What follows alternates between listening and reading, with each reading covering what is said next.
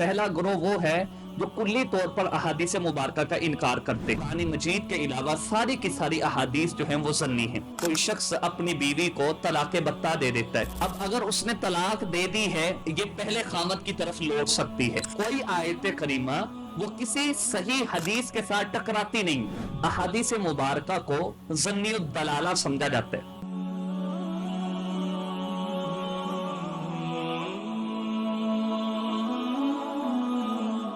السلام علیکم ورحمۃ اللہ وبرکاتہ۔ معزز سامعین و ناظرین، امید واسق ہے کہ آپ سب خیر و عافیت سے ہوں گے۔ الحمدللہ حجیت حدیث کے حوالے سے ہم نے یہ سیریز شروع کی تھی اور پھر اعتراضات کا جائزہ لینا شروع کیا تھا۔ سب سے پہلے جو اعتراض کیا جاتا ہے احادیث مبارکہ کے اوپر کہ احادیث تو وہی نہیں ہیں، اس حوالے سے ہم نے گفتگو کی تھی اور براہین اور دلائل کے ساتھ اس بات کو واضح کیا تھا کہ جس طرح قرآن مجید اللہ تعالیٰ کی طرف سے نازل شدہ ہے، وحی ہے، اسی طرح احادیث مبارکہ بھی وحی ہیں۔ اس کے بعد پچھلے ایپیسوڈ میں ہم نے ایک اور اعتراض کو ڈسکس کیا تھا جو کہ بہت ہی مشہور ہے کہ احادیث مبارکہ وہ بالمعنی روایت کی گئی ہیں، باللفظ نہیں ہیں۔ آپ صلی اللہ علیہ وسلم نے جو الفاظ بیان کیے وہ مفہوم سمجھا گیا اور اپنے الفاظ میں ان کو بیان کر دیا گیا ہے، جو کہ اعتراض درست نہیں ہے۔ اور اس حوالے سے ہم نے سیر حاصل گفتگو کی تھی کہ تعبد کا عنصر جن میں پایا جاتا ہے وہ احادیث خاص طور پہ جو عبادت سے ریلیٹڈ ہیں وہ ساری کی ساری آپ صلی اللہ علیہ وسلم کے الفاظ کو ہی آگے کوٹ کیا گیا، آگے بیان کیا گیا ہے۔ ہاں، اگر کسی جگہ کے اوپر آپ صلی اللہ علیہ وسلم کے الفاظ کو مفہوماً ذکر بھی کیا گیا ہے تو وہ قرآن مجید سے ثابت ہے اور اس کا ثبوت ملتا ہے۔ آج کا جو ہمارا اعتراض ہے یہ بھی دو طرح کے لوگ یہ اعتراض کرتے ہیں، کیونکہ احادیث کے حوالے سے میں پہلے بھی عرض کر چکا ہوں کہ دو گروہ ہیں۔ پہلا گروہ وہ ہے جو کلی طور پر احادیث مبارکہ کا انکار کرتے ہیں اور وہ کہتے ہیں صرف قرآن مجید ہمارے لیے کافی ہے، اور دوسرا گروہ ہے وہ احادیث مبارکہ کی تعویل کرتے ہیں، اپنے مسلک، اپنے مذہب اور اپنی بات کو تقویت دینے کے لیے احادیث کی تعویل کرتے ہیں اور بعض احادیث کو چھوڑ بھی دیتے ہیں، ان کو قابل عمل نہیں سمجھتے اور ان کے بارے میں بات یہ کرتے ہیں کہ یہ خبر واحد ہے۔ آج کا ہمارا اعتراض بھی یہی ہے کہ احادیث مبارکہ کے حوالے سے کہا جاتا ہے کہ حدیث ظنی ہے، اور ظن جو ہے وہ حجت نہیں ہوتا، وہ حق کے مقابلے میں کوئی دلیل نہیں بنتا۔ اور آیت پیش کی جاتی ہے سورہ یونس کی آیت نمبر 36 ہے، ان الظن لا یغنی من الحق شیئا۔ اور یہ اعتراض دونوں جانب سے، دونوں گروہ یہ اعتراض کرتے ہیں۔ پہلا گروہ وہ یہ کہتا ہے کہ قرآن مجید کے علاوہ ساری کی ساری احادیث ہی ظنی ہیں، جبکہ جو دوسرا گروہ ہے وہ یہ سمجھتے ہیں کہ صرف احادیث متواترہ جو ہیں وہ قطعیت رکھتی ہیں اور وہ قطعی ہیں، جبکہ احادیث خبر واحد جو ہیں، جو خبر احاد ہیں، وہ ظن کا فائدہ دیتی ہے۔ تو آج ہم پہلے گروہ کے اعتراض کو ڈسکس کریں گے اور انشاءاللہ آگے ہم ایک سیریز شروع کریں گے کہ جس کے اندر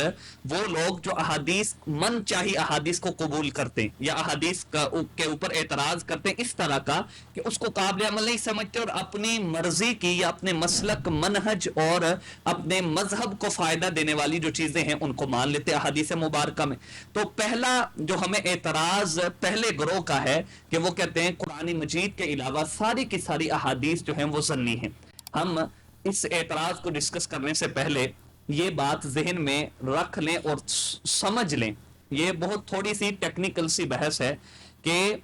لفظ ظن جو ہے یہ قرآن مجید میں 5 معانی کے لیے استعمال ہوا ہے۔ لفظ ظن اس کے قرآن مجید میں 5 معانی، 5 مفاہیم کو بیان کیا گیا۔ سب سے پہلے جو ظن کا معنی ہے وہ یقین ہے،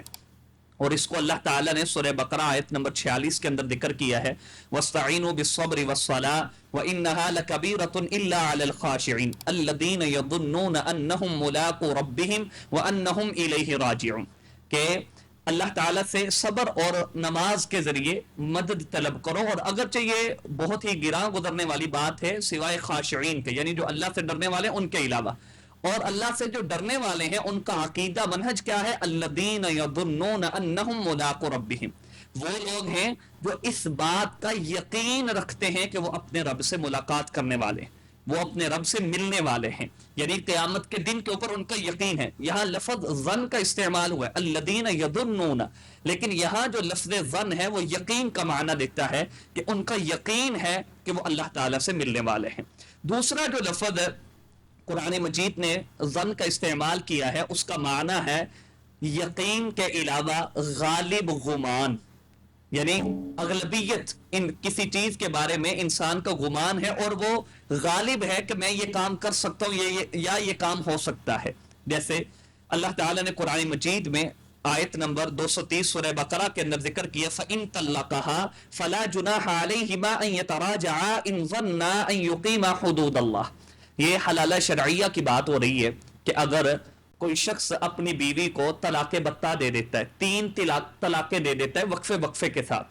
اور اب ان کے پاس جو ہے وہ رجوع کی کوئی کیفیت باقی نہیں بچتی الا یہ کہ وہ عورت آگے کسی کے ساتھ نکاح کرے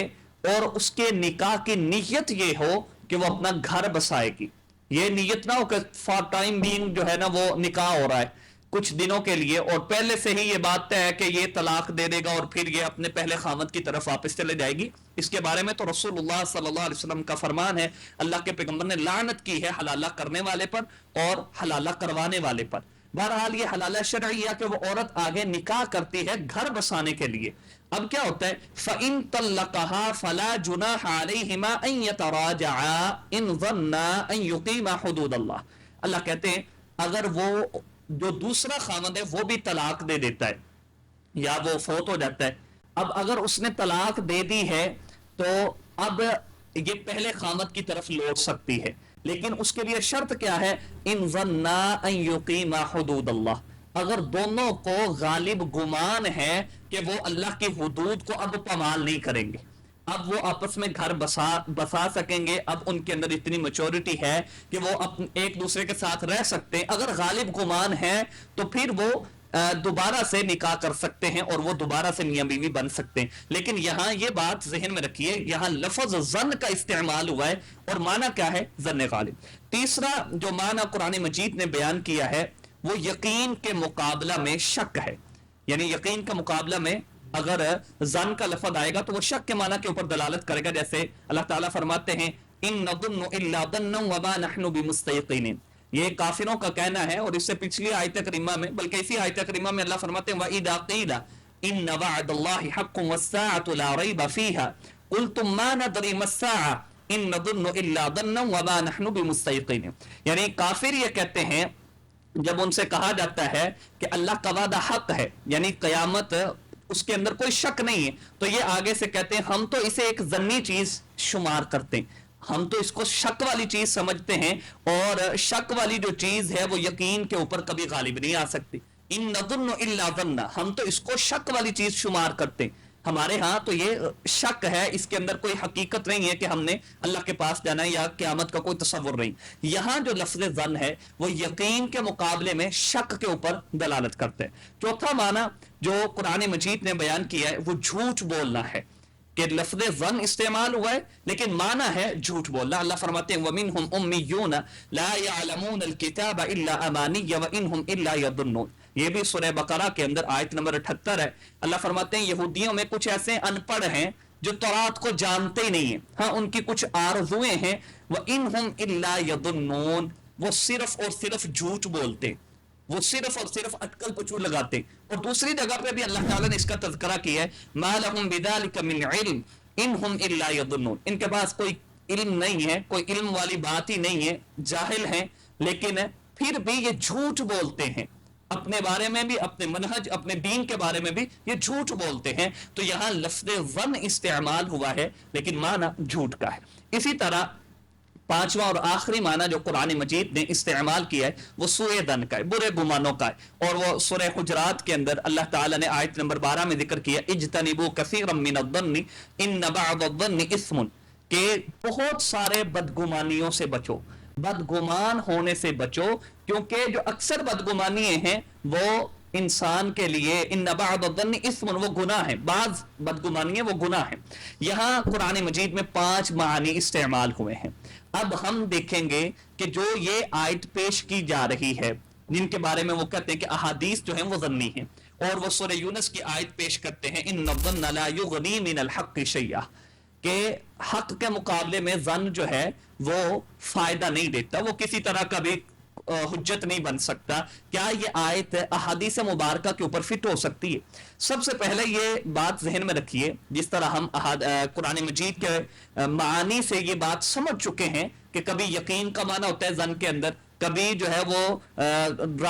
غالب گمان کا معنی ہوتا ہے، کبھی جو جھوٹ کا معنی ہوتا ہے، کبھی جو ہے وہ شک کا معنی ہوتا ہے، اور اسی طرح کبھی جو ہے وہ سوء ظن کا معنی ہوتا ہے۔ اگر حق کے مقابلے میں حق ہو، یاد رکھیے یہ کبھی آپس میں تعارض نہیں ہو سکتا۔ اور یہاں جو ان الظن لا یغنی من الحق شیئا، یہاں جو ہے وہ ظن ہے حق کے مقابلے میں، اور ہم یہ سمجھتے ہیں احادیث مبارکہ بھی حق ہیں۔ کبھی قرآن مجید کی کوئی آیت کریمہ وہ کسی صحیح حدیث کے ساتھ ٹکراتی نہیں، آپس میں کوئی ٹکراؤ نہیں ہے، اور ہم قرآن مجید کو بھی حق سمجھتے ہیں، احادیث مبارکہ کو بھی حق سمجھتے ہیں۔ تو یہ کیسے ممکن ہے کہ قرآن مجید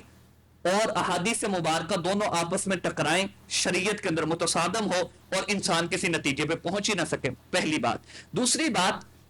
اگر ہم یہ سمجھیں کہ احادیث مبارکہ کو ظنی الدلالہ سمجھا جاتا ہے، ظن کی پھر آگے دو قسمیں بنائی جاتی ہیں، ایک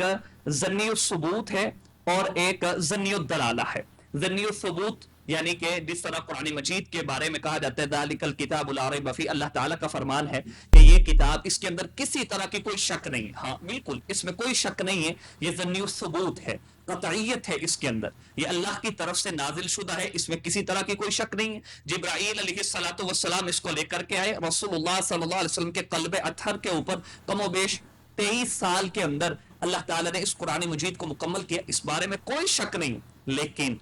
ایک ہے ظنی الدلالہ،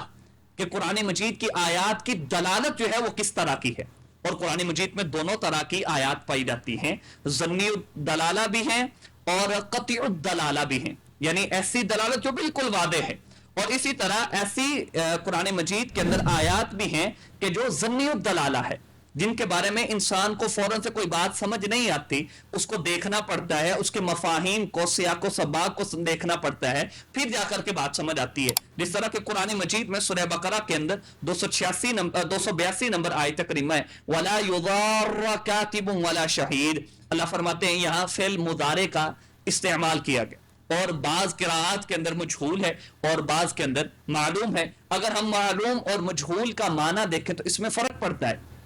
کاتب اور گواہ کو تکلیف نہ دی جائے یا کاتب اور گواہ نقصان نہ پہنچائیں۔ اگر مجہول پڑھیں تو اور معنی ہے، اگر ہم معلوم پڑھیں تو اور معنی ہے۔ لیکن یہ ظنی الدلالہ ہے، اس سے یہ نہیں ہوگا کہ قرآن مجید کی قطعیت جو ہے وہ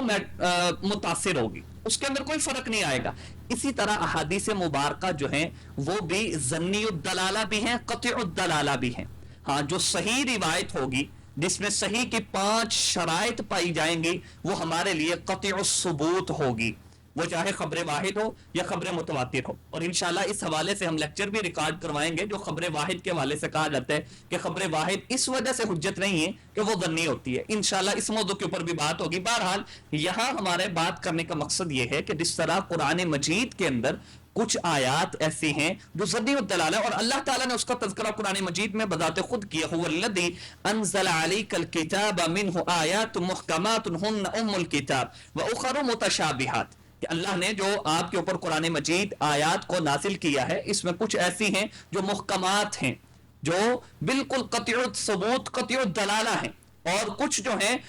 متشابہات ہیں، اور جتنی بھی متشابہات ہیں وہ ساری کی ساری ظنی الدلالہ بھی ہیں۔ اور اسی طرح حدیث مبارکہ میں بھی قطع الدلالہ بھی ہے، جس طرح قرآن آپ صلی اللہ علیہ وسلم کا فرمان ہے کل مسکر حرام، ہر نشاور چیز حرام ہے۔ اب یہ قطع الدلالہ بھی ہے، قطع الثبوت بھی ہے۔ اسی طرح آپ صلی اللہ علیہ وسلم کا فرمان لا صلاۃ لمن لم یقرأ بفاتحۃ الکتاب، یہ قطع الدلالہ بھی ہے اور قطع الثبوت بھی ہے کہ نماز جو ہے وہ سورہ فاتحہ کے بغیر نہیں ہے۔ لیکن کچھ ایسی احادیث بھی ہیں جو قطع الدلالہ ہے، اور کچھ ایسی احادیث بھی ہیں جو ظنی الدلالہ ہیں، جن کو دیکھنا پڑتا ہے، ان کے مفاہیم کو سمجھنا پڑتا ہے، تشریح دیکھنی پڑتی ہے۔ آپ صلی اللہ علیہ وسلم کا فرمان ہے من لم یتغنى، اب یہ من لم یتغنى یہ دو معنی کا احتمال رکھتے ہیں، ویسے تو بہت سے معنی کا احتمال رکھتے ہیں، ایک ہے نیاز ہونا اور دوسرا ہے سر لگانا۔ قرآن مجید کے حوالے سے۔ اب یہاں جو معنی مراد لیا جائے گا وہ سیاق و سبات سے، وہ مفاہیم کو سمجھ کر کے، وہ تشریح کو دیکھ کر کے، تو یہ ظنی الدلالہ ہے۔ قرآن مجید جس طرح قطعی الثبوت ہے، اسی طرح وہ روایات جو صحیح ہیں، محدثین جن کے اوپر صحیح کا حکم رکھتے ہیں وہ قطعی الثبوت ہیں۔ اسی طرح جس طرح قرآن مجید قطعی الدلالہ اور ظنی الدلالہ ہے، اسی طرح احادیث مبارکہ کے اندر بھی کچھ احادیث ہیں جو ظنی الدلالہ بھی ہیں اور قطعی الدلالہ بھی ہیں۔ یہ بات کہنا کہ ان الظن لا یغنی من الحق شیئا، کہ ظن جو ہے وہ حق کے مقابلے میں کچھ میٹر نہیں کرتا، ہم بھی بالکل یہی سمجھتے ہیں کہ حق کے مقابلے میں، یقین کے مقابلے میں شک کچھ میٹر نہیں کرتا، حق کے مقابلے میں غیر حق جو چیز ہے وہ کچھ میٹر نہیں کرتی، لیکن ہم یہ سمجھتے ہیں کہ قرآن مجید جس طرح حق ہے بالکل اسی طرح احادیث مبارکہ بھی حق ہیں، اس میں کسی طرح کی کوئی شک نہیں ہے، جبکہ وہ روایات صحیح ہوں تو وہ قطع الدلالہ ہو سکتی ہیں، ظنی الدلالہ ہو سکتی ہیں، لیکن ان کو چھوڑا نہیں جا سکتا۔ اور انشاءاللہ ہم اگلے لیکچر میں جو ان لوگوں کا اعتراض ہے جو یہ سمجھتے ہیں کہ خبر واحد حجت نہیں ہے، اور اس کی وجہ یہ بیان کرتے ہیں کہ چونکہ خبر واحد کے اندر ظن پایا جاتا ہے اور خبر متواترہ کے اندر وہ قطعیت پائی جاتی ہے، اس حوالے سے گفتگو کریں گے۔ اللہ تعالیٰ سے دعا ہے کہ اللہ ہمیں قرآن و حدیث کو سمجھنے کی توفیق عطا فرمائے۔